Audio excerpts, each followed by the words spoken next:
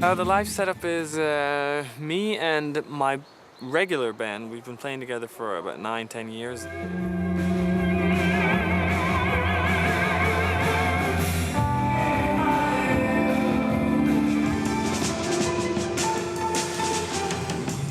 And then on top of that we have 20 strings.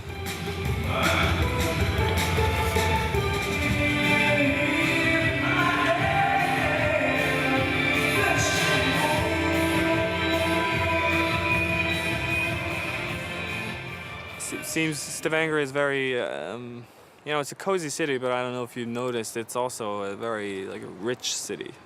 There's a lot of money here. This is like the oil capital of Norway, and so I think it kind of suffers from that here in Stavanger. I mean, there's a lot of cool stuff going on, but at the same time, most people don't really care. I still love living here, though.